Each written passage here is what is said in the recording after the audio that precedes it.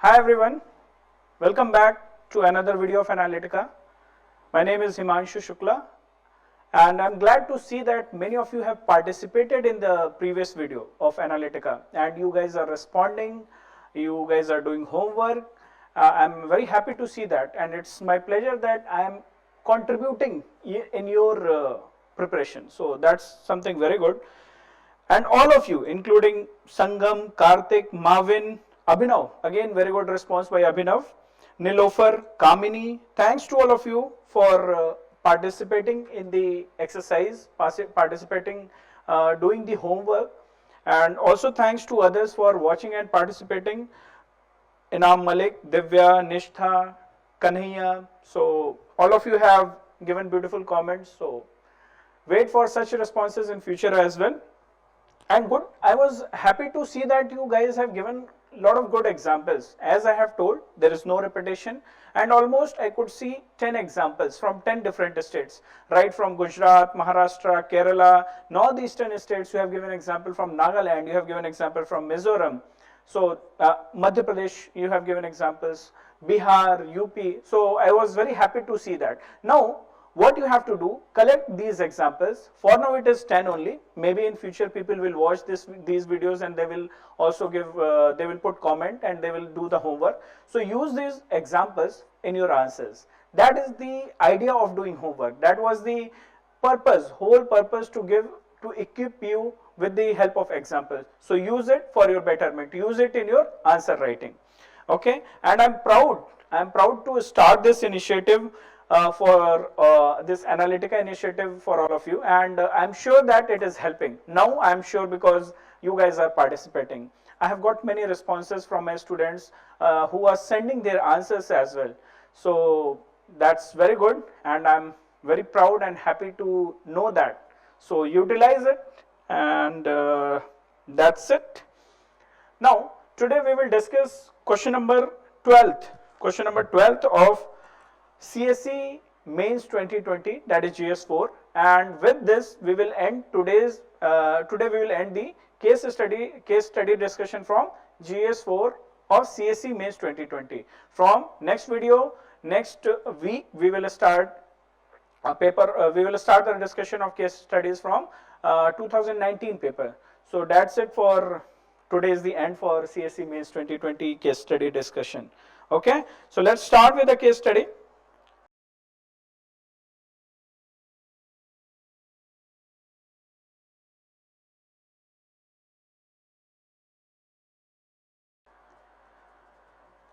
Okay, in this case study, I hope, again I am reiterating those who are new to the initiative, new to the video Analytica, that first you pause, read the questions in the previous slide, or read the question. I have told the question number, I have told the paper, go and read and try to attempt. First you give an attempt, think, brainstorm. If you write, nothing like it. It's the most important thing. When you will write and then when you will listen the video discussion, then it will be most useful for you, then it will be fruitful. Okay, so briefly I would like to summarize. This case study is telling about the problems of the migrant workers. It is telling about during pandemic what all problems migrants have faced, and we know this scenario from our general knowledge. We have read in newspaper, we have seen lockdown, we have seen the impact of pandemic, that is COVID, and what all problems it created for the migrant workers. Be it laborers, be it the people, the doctors, the healthcare workers. Migrant is not only limited to the labor community, it is a broad term. So think widely. Okay, so what all problems they have faced. Now the question has, we have 4 demands in this question, and again remember this is 20 marks question, and you will get 4 pages. So accordingly, judiciously utilize the space and give equal weightage to on the basis of the demand, try to give the equal weightage. Okay, okay, we'll see what is the demand of the question. So the question is saying that you have learned many lessons from this situation, and when you were tasked to oversee the functioning of district disaster relief force in your district. So this is the first demand. You have to share your lessons. Then you have to tell that what are the ethical issues arose in current migrant crisis. So that is your second demand. Next demand is that what do you understand by ethical care giving state?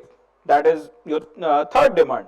Next, fourth demand is that what assistance can civil society offer to mitigate the sufferings in similar situations? If anytime we come across same situation, what offer or what help, what assistance our civil society organizations can provide to mitigate these sufferings. Okay, so remember, four demands, we will go accordingly. Whenever you are reading the question, identify, gola kar lo, circle kar lo, encircle it, and identify right. There are four demands, so that you don't miss any of the demand. Okay, now let's start with the case study. Okay, before discussing the case study in detail, I would like to analyze few points. This case study tells that what is the importance of current affairs in our studies. What is the importance of, for that matter, current affairs in GS paper 4? Because here the question is not something like in which you have to play a role or there is a situation which you have to analyze. This is a situation, this is a question which comes from our current affairs knowledge. A situation has been given which we are facing, and in fact we have lived that COVID scenario, we have lived lockdown phase, and in fact we have read a lot about it in our newspaper. So I expect, I hope that you all are aware of this scenario and you all must have read in detail. Being you all are from aspirant community, you civil services aspirant, so you must be aware of the situation in detail or in a better manner in comparison to other people in the society. Okay, so yeah, so current affairs importance in GS4 paper as well. And here I have come across this question, sir, should we write constitutional article? Sir, do we need to write our observation from GS paper 1 or GS3? My dear friends, you should not do any compartment. There should be no compartmentalized approach that we can't use GS4 thing in GS1. Use ethics in GS1. Use GS4 behavioral economics or a change in attitude in GS3, or implementation of a scheme, that is behavioral economics, nudging, concept of nudging, bringing behavioral changes. So use such concepts. Okay, so there is no compartment in all the paper 4. Use the concept, interlink all the concepts and write a beautiful answers. That is second point to all of you.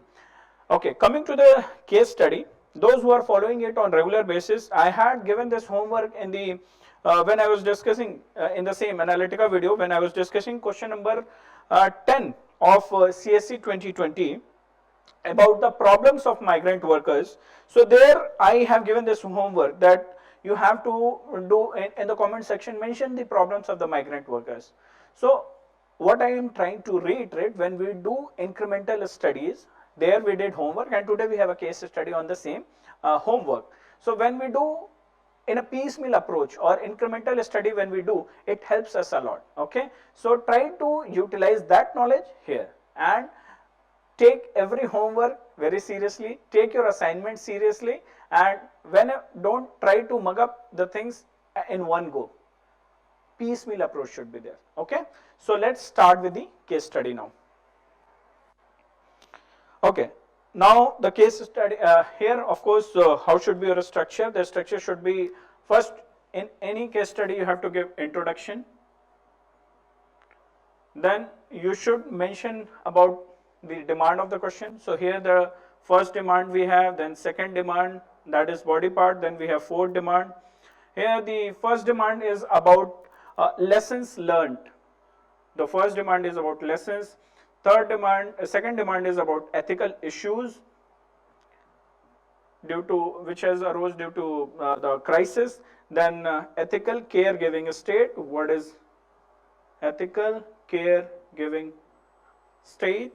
And next is saying, analyze or discuss the role, what role civil society organizations can play in mitigating these sufferings. So role of civil society organizations.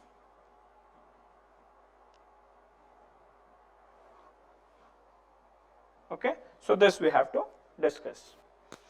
We'll discuss them one by one. In an introduction, what will you mention? In introduction, you will mention that This case study presents the plight of migrant workers. The plight of migrant workers we can see or we can discuss from two point of view. First point of view is with respect to the psychological trauma which has been caused to them. One is psychological trauma, and second, you can write with respect to the failure of social contract point of view. How you will write? You will write that this case study presents highlights the plight of migrant workers. They have, on one side, they are facing this challenge of psychological trauma because of loss of job, loss of crop, pandemic's burden. It has created fear and fear of losing life due to lack of food, shortage, inconvenience caused to the family members. Because of that, there is a kind of psychological trauma. Economic problems and all, are, of course, they are there. Okay. On the one hand, they are facing this psychological trauma. On the other hand, there is a challenge of breach of social contract by government by not providing adequate transport facilities and necessary support. So what it is causing to? It is causing to trust deficit. It is causing to anger, frustration in people. That is not good. That is not good when people have chosen you as their representative, right? So at all, this is not desirable from the government. Okay. After writing and using these, summarizing the case study with the help of psychological trauma and breach of social contract, you will introduce the case study. Then you will jump to the demand of the question. The first demand is saying lessons learned. Okay. So when we talk about lessons learned, what you will write? And lessons learned as what? Lessons learned as when you were given the task to oversee the function of district disaster relief force in your district. Okay, so what all lessons you can write? So here lesson can be with respect to forcing, announcing the things. We'll discuss them like 1, 2, 3, 4 to 5, 6 we will discuss. So first thing which you have to write, or what we can learn from this scenario is, before announcing any such lockdown in future, we must think of its consequences. Accordingly, we have to make plans, arrangements, and think from the all sections of the society point of view. Make mandatory plans for food, transport, medicines, facilities. Okay, and one more thing. Now there is another dilemma how to approach this case study. One approach is, whatever is given in the case study, should we rely only on those facts, or should we use our common knowledge or general knowledge which we have read in newspaper? Of course. Second point is more appropriate here. In these case studies, you can take the liberty of using your general knowledge. So take them. Otherwise, you will write very general answer, because in this one paragraph, it doesn't summarize the plight of the migrant workers. It doesn't summarizes the all kind of problems which they have faced, and it doesn't give the whole picture. So use your general knowledge. There is a liberty. So try to use that. Okay. So you have to, before announcing anything, you have to make plan, you have to think about consequences, you have to think about different sections of the community. So here I will tell you with the help of example. When this problem of lockdown, when lockdown happened and people started migrating, there were many people who were migrating or who started migrating on foot itself, and when there was no facilities of train and all. So in Rajasthan and in many places in Hyderabad, when the local people, they saw that these migrant workers are walking on foot, they started providing shelter. In Rajasthan especially, I came across this example where the government schools, due to lockdown, they were not functioning. So people, they stopped the migrant workers, they accommodated them in the government schools, they painted the area for them, they made all the arrangements so that they can comfortably stay there. Okay, and that was a sense of gratitude. It was a response from the community. So here you can think of that. One lesson I can learn here is that community's participation can be included. Okay, so an analysis you have to do, and another lesson is that from analysis you have got to know that community's role becomes important. Community support becomes very important. Okay, so that can be done. Okay, Next, in Rajasthan, I have discussed. So it is an example of generosity. It is an example of gratitude by the people. They provided the care. They painted the premises, provided food, medicines, and all everything. Second point. So sense of community roping you have to keep in mind. Analysis you have done. Second point, whenever any relief measure has to be provided, okay, any relief measure you are providing in such scenario, it has to be well coordinated, not only with respect to states. Now we have seen the depth or the dimensions to till what extent it can cause damage. So you will coordinate very well among the, there should be coordination among all the machineries of the government, among all within the all departments, pan India, state wise contacts, and immediate response team should be ready. So with respect to relief measures, you will write your point that it should be pan India, it should be state wise. So we have to keep the response teams ready. Also, while providing, it is government's responsibility to provide basic facilities. So third is with respect to basic facilities. How? When we got to know that people started migrating and they started walking, they started going back to their villages on foot itself. There was lack of basic facilities like transportation, railway, buses were not operating due to government ने इसलिए बंद किया कि नहीं ठीक है और फैलेगा, the coronavirus will spread. But what happened when people were going back, when later train was provided, people were so like they had so much of fear that they started going in a single train, and that too limitation was there, only one train or two train were running. What happened? Forget about coronavirus, people started dying because of suffocation in the train. People have died because of lack of water, lack of food, shortage of food. They have died out of hunger. So those problems has also happened. We have to keep that in mind, and we have to take care of the basic facilities. Okay, and with respect to that basic facility, we have to keep in mind that whatever mobility we are planning, it has to be planned, it has to be in phased manner. So mobility point of view, you will remember that it has to be in a planned manner and in phased manner. Okay. Also, when such kind of pandemic is in picture, we will make our arrangements to contain the things, to stop the contamination, spread of the contamination. The people who are contaminated, who are having this contamination, we have to isolate them. Okay, so such kind of measures we have to keep in mind from disasters, to check the spread of disaster. Okay, and immediate relief has to be provided. Now this scenario has highlighted that people are going through psychological trauma, psychological burden, mental illness, mental health related issues also we have to keep in mind. So psychological relief, psychological help has to be also provided by the people who are responsible, who are in charge for the taking care of disasters at district level. And for psychological counseling, we can rope in the influential people of the area, we can rope in teachers, we can rope in religious gurus.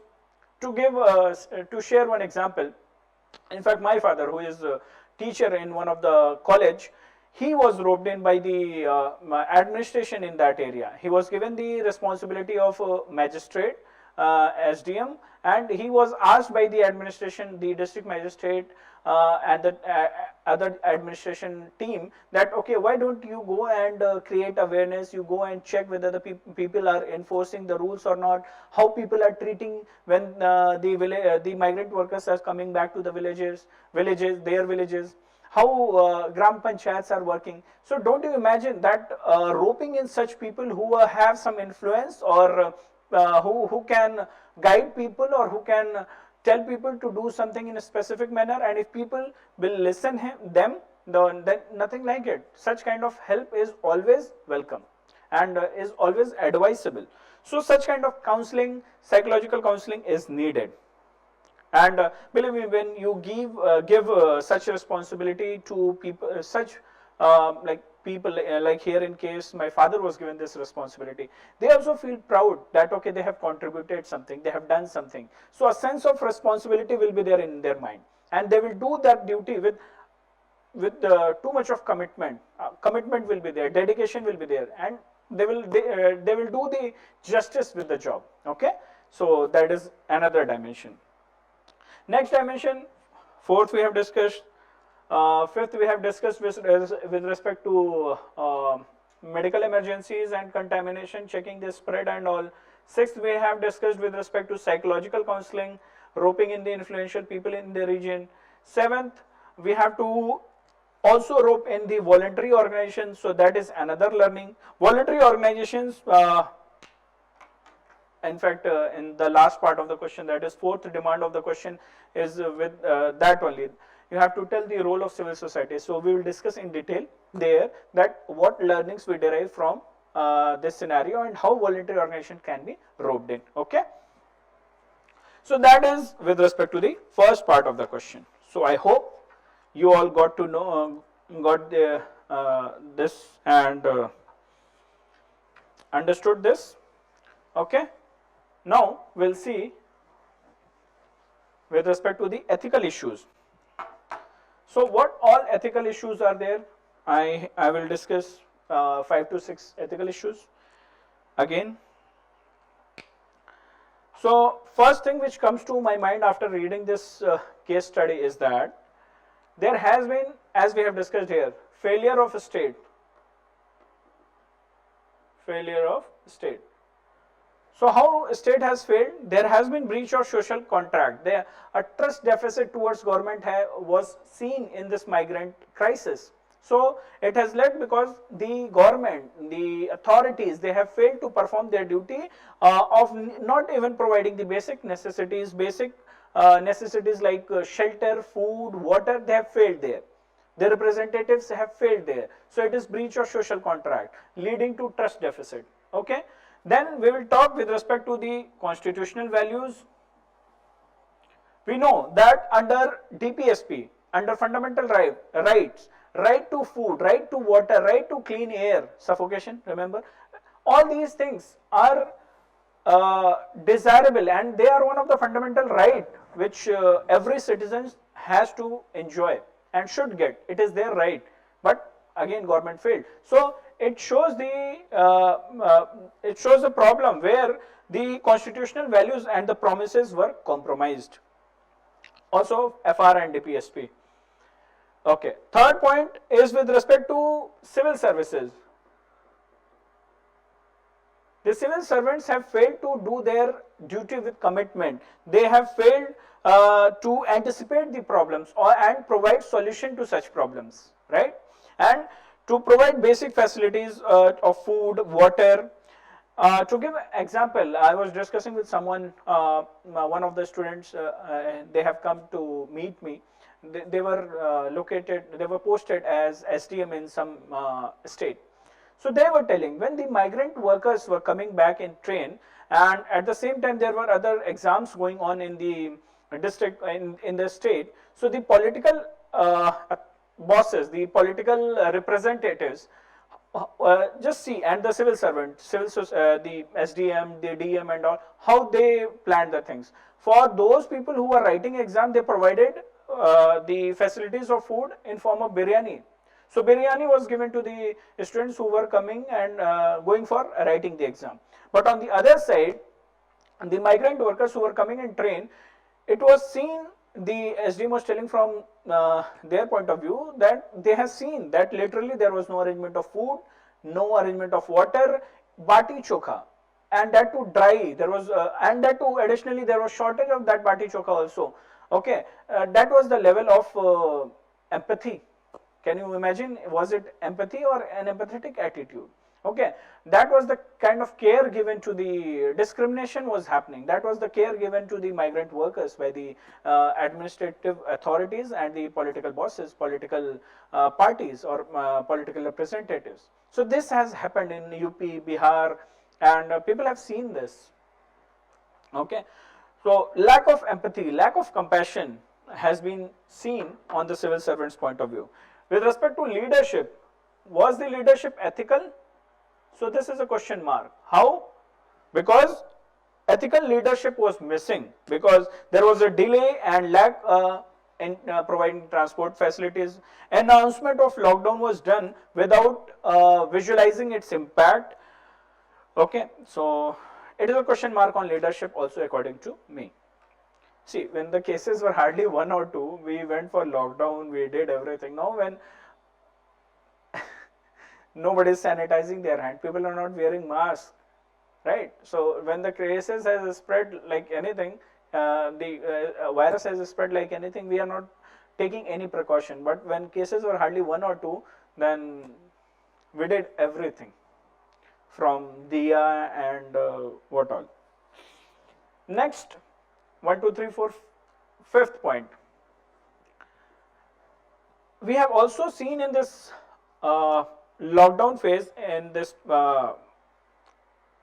pandemic scenario, stigmatization has happened in villages. When the migrant workers, when they started going back to their villages and their home state, there was a kind of stigma attached towards them. Their family members, the villagers, their friends, their community, their relatives, they hesitated, rather they boycotted in accepting them.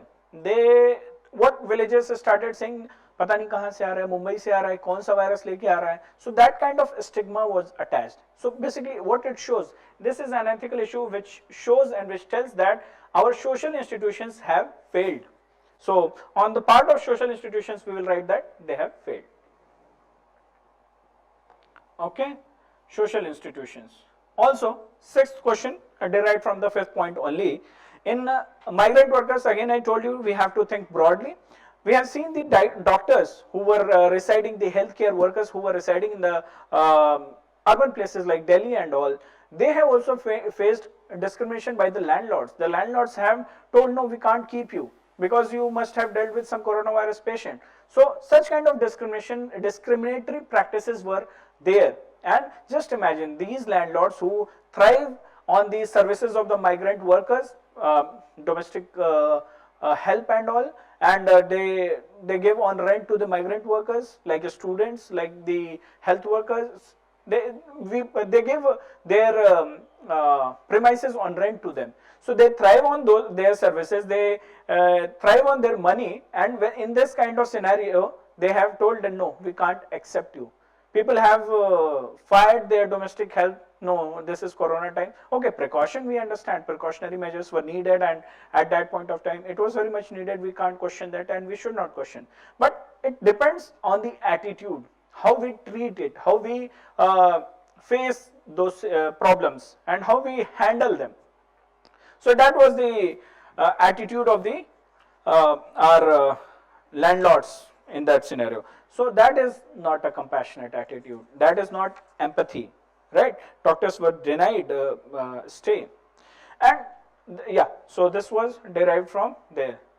Seventh point, again derived from, you know, this word fear mongering. Fear mongering, unnecessarily, unethically. Fear was created in the minds of the fear, anxiety, panic situation was created in the migrant workers that okay, this is the end of the world, they can't live here, they have to migrate and nothing can happen. Many migrant workers have committed suicide, right? So do you think it is right?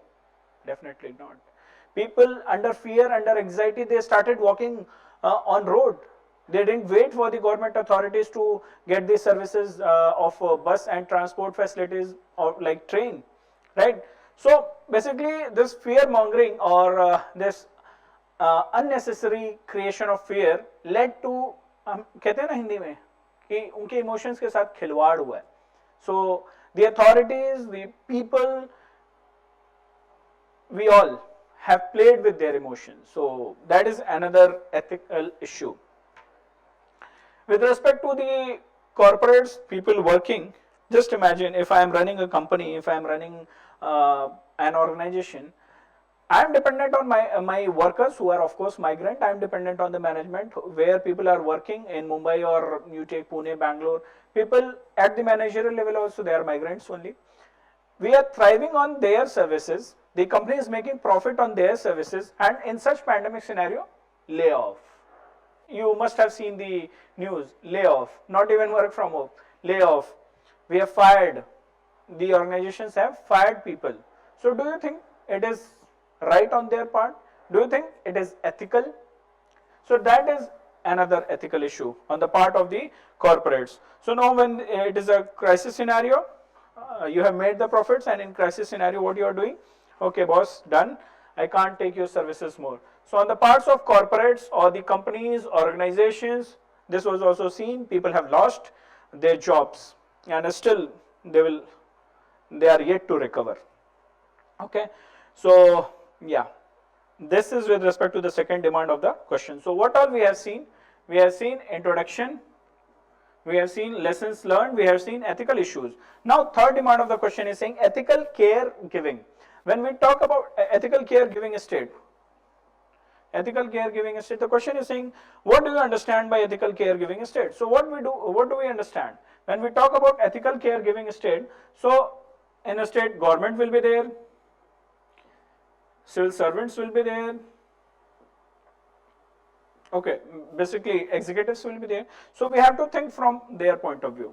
Okay, what kind of services they have to provide, how they have to provide. So that will include the answer to this question and the points. So when we talk about government here, in case of India, we are welfare state. So we have responsibility to provide basic facilities like relief in disaster scenario or disaster relief. We have to provide food, health, essential services, essential medicines, basic amenities like shelter, food, water, transportation, critical drugs. Necessary drugs are important, essential medicines which are important. It is the responsibility of the government, the welfare state in this case, to provide such services. But yeah, here we are not analyzing it, here we are just stating that what do we understand by ethical care giving state. Second, when we talk about caregiving, when we are saying this word caregiving, it has to be objective. It has to be based on the principles of empathy, equity. So what should be the principle, what should be the agenda? It has to be based on the principles of equity and ethics. There should be no discrimination. Yes, sometimes the positive discrimination is desirable, and that is for the purpose of equity, for the purpose of equality, empathy. It can be done. Then when we talk about civil servants, there are certain foundational values, and ethical care giving state should have a set of executives and civil servants who need to have these foundational values, otherwise there is no meaning, right? And what are those values? Integrity, honesty, commitment, empathy, emotional intelligence, all those words. It is syllabus of GS4. You have to use such words here, right? Civil servants should have empathy on their part. Civil servants in an ethical caregiving state should have integrity. They should be sensitive towards the weaker sections of the community, of the society. So that we will write. Also, one more important dimension is grievance redressal. So grievance redressal is another most important component in the ethical caregiving state, be it our political executives or the bureaucratic, the permanent executives and temporary, that is political executives. They have to listen to the grievances of the people. If they will not listen to the grievances of the people and they are not working on the feedback, accordingly they are not providing the this course correction is not happening, no monitoring is happening, no correction is happening, no accountability mechanisms are there, no transparency is there, then it is not the ethical caregiving state, right? So citizens grievances should be acknowledged, it should be redressed, and then the government has to provide their best. Okay, so this is it with respect to the third question, third demand. So we have seen the third demand as well. Next is the role of civil society organizations. It is very simple. What role a person, let's say, when we are thinking about civil service, civil society organization or voluntary organizations, think from your point of view. If you are a person, if you are an entity, if you have to provide any services, what will you give? You will give basic facilities like, I will write here.